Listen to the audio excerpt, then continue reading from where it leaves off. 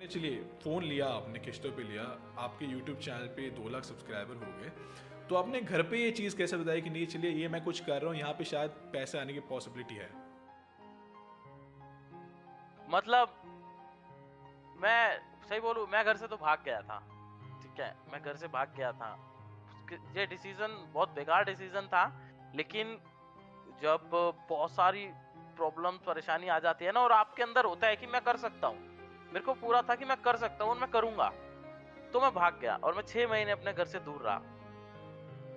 Job करने का भी मौका मिला, कई बार तो ऐसा था कि ज़मीन पे सो रहे हैं, लेकिन वीडियोज़ मैं डालता था।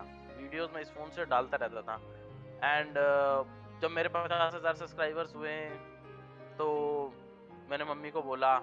अब माँ का दिल ना बड़ा प्यारा होता है। तो मेरी मम्मी मेरा चैनल देखती रहती थी और मेरी बहन भी। तो वो बोलते थे, "वीर, आज 50,000 हो गए, है ना?" मैंने कहा, "हाँ, हो गए।" फिर कुछ दिन बाद 1 लाख हो गए। "वीर, आज 1 लाख हो गए ना?" मैंने कहा, "हाँ, हो गए।" तब डैडी को इतना नहीं पता था कि यूट्यूब और ये सब क्या होता है, क्योंकि उन्होंने कभी पता ही देखो, बहुत सारे पेरेंट्स को पता ही नहीं होता है कि यूट्यूब से क्या होता है या फिर गेमिंग में क्या होता है। उनको जस्ट ऐसा लगता है कि बस गेम ही तो है, खेल रहे हैं। तो फिर जब मेरी पहली इनकम आई और मैंने मैं घर गया वापस, मतलब 8 या 9 मंथ्स के बाद मैं अपने घर वापस गया। फिर मैंने अपनी पहली इनकम अपनी मम्मी को दी। 15,000 के अराउंड एक इनकम आई थी। तो मैंने अपनी मम्मी को दी और मेरी सिस्टर रोने लग गई, मेरी मम्मी रोने लग गई, मैं भी रोने लग गया और मतलब तीनों गले लगा के एक दूसरे को रोने लग गई। और फिर मेरी बहन मेरे को किस करके बोलती है कि मेरी वीर की पहली इनकम आई है। वो वाला मोमेंट है जो मेरे को आज तक याद आता है। तब डैडी को भी यकीन हो गया कि हाँ, शायद कुछ है और मेरा बेटा जो है वो सही था। तब डैडी को पता लगा कि हाँ, वो सही कर रहा था।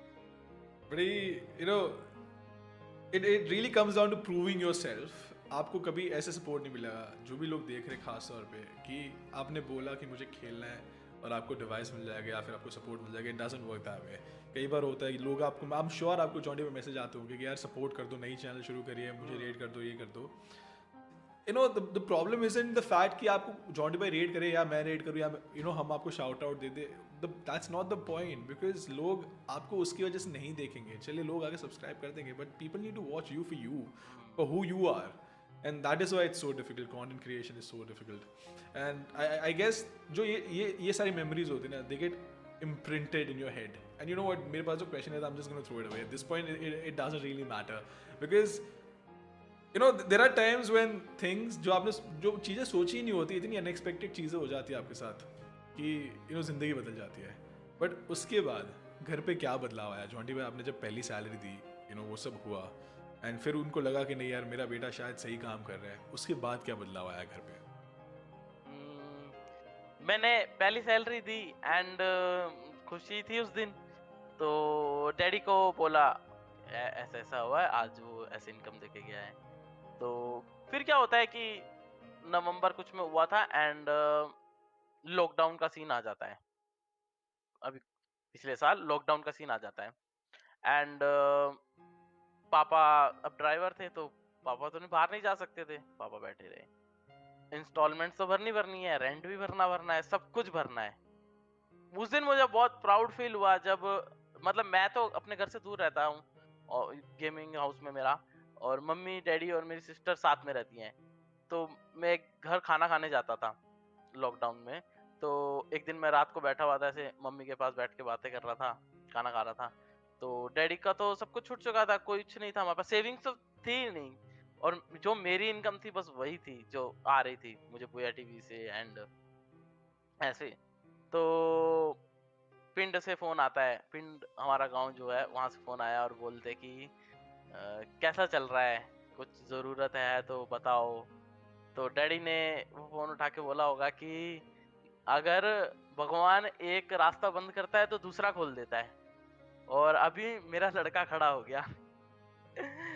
तो जब ये मैंने सुना तो मैं डैडी के पास चला गया।